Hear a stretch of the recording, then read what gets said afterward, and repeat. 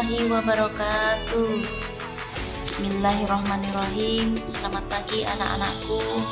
Hari ini kita bertemu kembali dengan mata pelajaran Pendidikan Pancasila dan Kewarganegaraan, yaitu kelas 7 pada pertemuan yang pertama bab yang kedua. Baiklah, untuk pada pagi hari ini sebelum pelajaran kita mulai, marilah kita membaca doa terlebih dahulu. Berdoa mulai. Berdoa selesai. Baiklah anak-anakku sekalian, untuk mengawali pembelajaran, Ibu akan terlebih dahulu mengabsen pada pagi hari ini siapa pada pagi hari ini yang hadir dan yang tidak hadir. Pada pertemuan yang pertama kali ini kita akan mempelajari mengenai memahami pengetahuan, yaitu faktual, konseptual, dan prosedural berdasarkan rasa ingin tahunya tentang ilmu pengetahuan, teknologi, seni, budaya, terkait fenomena dan kejadian yang tampak mata. Kita dalam kompetensi dasarnya yaitu memahami norma-norma yang berlaku dalam kehidupan bermasyarakat untuk mewujudkan keadilan. Tujuan pembelajarannya adalah mendeskripsikan pengertian dan macam-macam norma. Materi pada kali ini adalah norma dan keadilan. Norma dan keadilan kita akan menjabarkan, yaitu tentang norma dalam kehidupan bermasyarakat, arti penting norma dalam mewujudkan keadilan, serta perilaku sesuai dengan norma dalam kehidupan sehari-hari. Apa itu pengertian norma? Kita akan mempelajari dan menjabarkan tentang pengertian norma. Norma adalah kaidah, pedoman, acuan, dan ketentuan berperilaku dan berinteraksi antar manusia di dalam suatu kelompok masyarakat dalam menjalani kehidupan bersama-sama. Ada juga pengertian norma menurut Iswoyo Hadibiono. Adalah peraturan untuk petunjuk hidup yang memberi ancar-ancar perbuatan mana yang boleh dijalankan dan perbuatan mana yang harus dihindari untuk mewujudkan ketertiban dan keteraturan dalam masyarakat.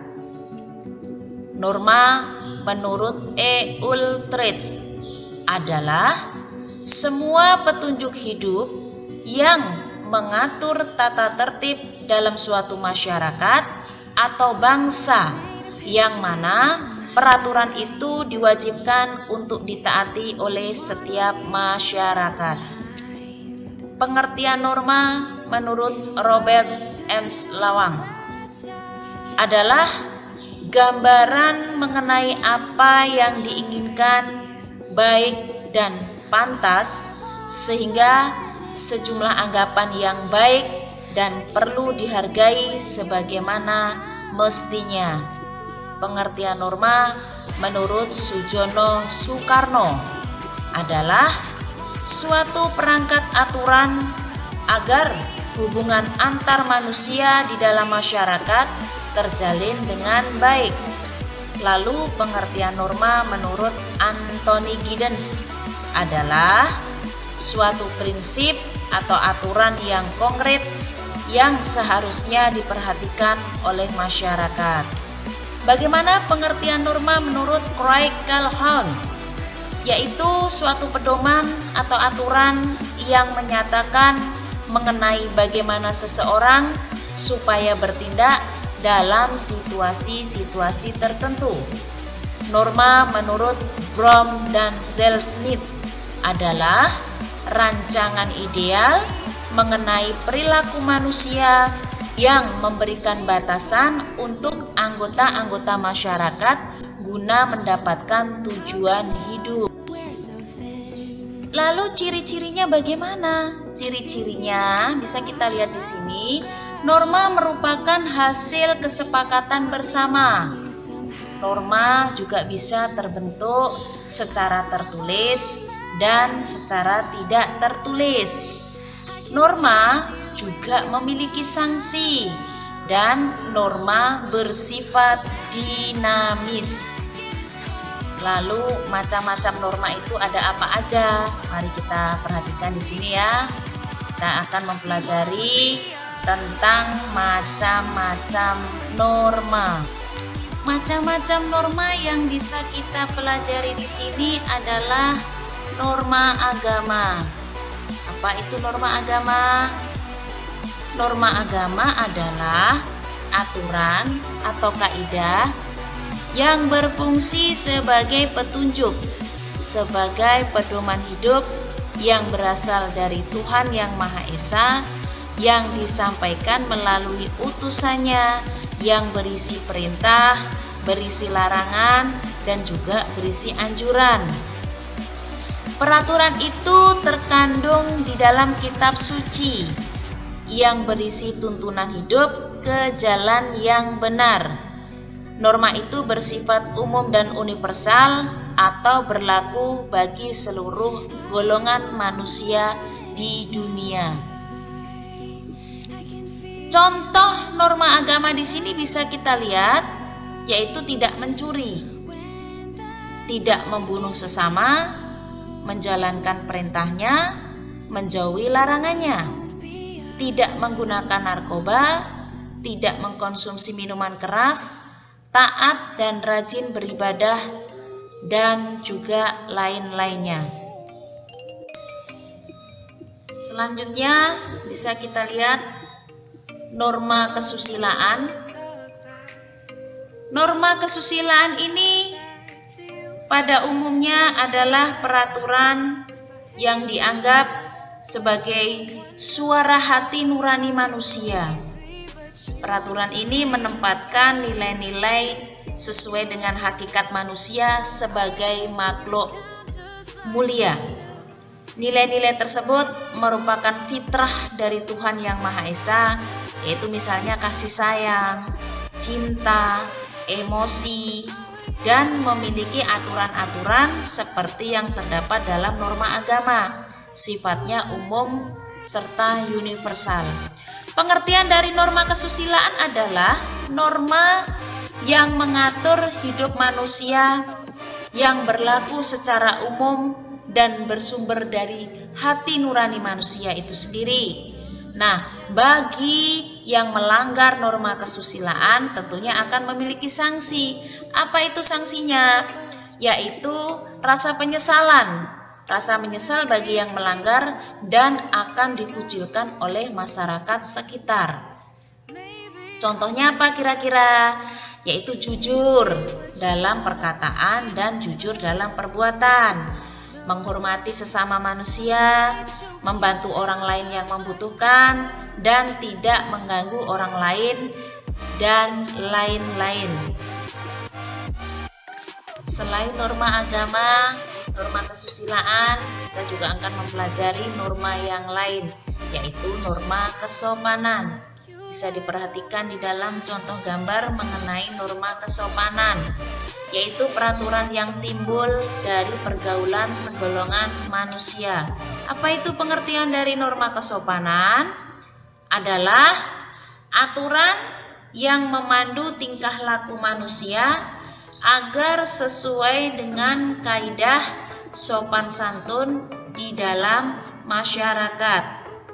Norma kesopanan ini bersifat khusus dan setempat.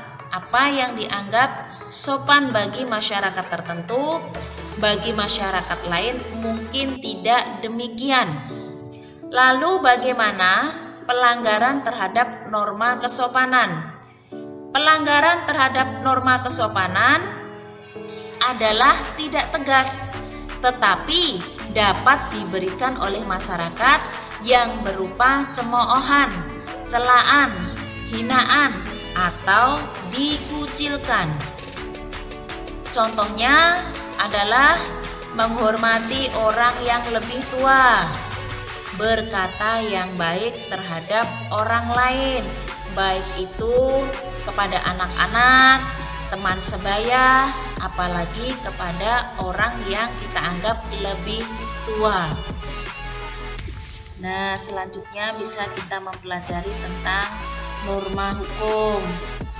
Dilihat di dalam contoh gambar tentang norma hukum, di mana norma hukum ini adalah aturan yang mengatur kehidupan manusia bersama di dalam masyarakat, yang tentunya dibuat oleh penguasa negara. Apa pengertiannya? Yaitu sekumpulan aturan yang dibuat oleh lembaga negara yang berwenang sehingga berlaku secara paksa. Isinya mengikat setiap orang. Norma hukum juga bisa berarti segala macam aturan hidup yang diciptakan oleh negara atau lembaga negara yang berwenang. Jadi sifatnya di sini adalah memaksa dan mengikat. Artinya segala macam peraturan yang ada di dalam norma hukum berlaku kepada setiap orang atau masyarakat dan sifatnya memaksa, yang artinya segala macam peraturan hukum yang telah dibuat harus dipatuhi oleh siapapun juga, senang atau tidak senang, nyaman atau tidak nyaman, peraturan harus tetap dilaksanakan oleh seluruh anggota masyarakat. Dan apabila terjadi pelanggaran di dalam norma hukum ini, kira-kira apa sanksinya? Sanksinya bisa berupa penjara atau berupa denda. Lalu norma berdasarkan bentuknya. Ada norma tertulis, ada norma tidak tertulis, dan ada juga adat istiadat. Norma tertulis seperangkat tatanan yang berlaku di masyarakat dan merupakan pedoman kehidupan sehari-hari di masyarakat yang bersifat tertulis dan mengikat serta memiliki sanksi yang tegas. Norma tertulis dinyatakan atau dideklarasikan dalam bentuk tertulis, biasanya ditetapkan oleh pejabat yang berwenang berdasarkan perkembangan zaman. Norma tertulis ini juga dapat berupa aturan-aturan tertulis yang disepakati oleh kelompok tertentu, gunanya untuk mengatur anggotanya, bersifat resmi sebagai acuan berperilaku. Lalu norma tidak tertulis seperangkat tatanan yang berlaku di masyarakat dan merupakan pedoman kehidupan sehari-hari di masyarakat yang bersifat tidak tertulis dan mengikat serta memiliki sanksi yang tegas.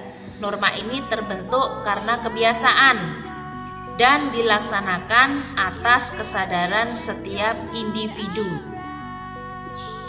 Adat istiadat adalah norma tidak tertulis, yaitu suatu sistem norma atau tatanan kelakuan yang tumbuh dan berkembang dan dijunjung tinggi oleh suatu masyarakat secara turun-temurun sehingga kuat integrasinya dengan pola perilaku masyarakatnya. Contohnya kira-kira apa? Contohnya adat istiadat yang berlaku di masyarakat Lampung. Seorang suami tidak boleh menceraikan istrinya. Apabila terjadi perceraian, maka tidak hanya yang bersangkutan yang tercemar namanya, tetapi bisa juga seluruh keluarganya, bahkan sukunya. Sanksinya kira-kira apa? Sanksinya dapat berupa pengucilan atau dikeluarkan dari masyarakat atau sukunya tersebut. Jadi kesimpulannya tentang pengertian norma adalah kaidah atau aturan yang dijadikan pedoman tingkah laku manusia dalam kehidupan bermasyarakat, berbangsa, dan bernegara. Demikian tadi materi yang telah Ibu sampaikan mengenai pengertian norma sampai ke macam-macam norma. Mudah-mudahan pelajaran pada hari ini bisa diterima dengan baik dan dipelajari dengan sungguh-sungguh. Sampai ketemu minggu berikutnya untuk materi yang selanjutnya. Sebelum pelajaran Ibu tutup, marilah kita mengucapkan alhamdulillah terlebih dahulu. Akhir kata, wassalamualaikum warahmatullahi wabarakatuh.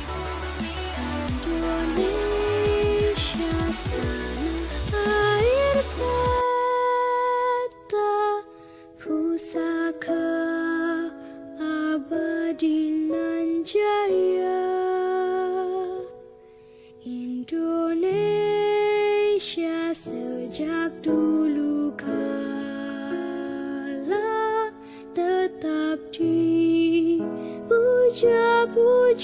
bangsa. Di sana tempat lahir Beta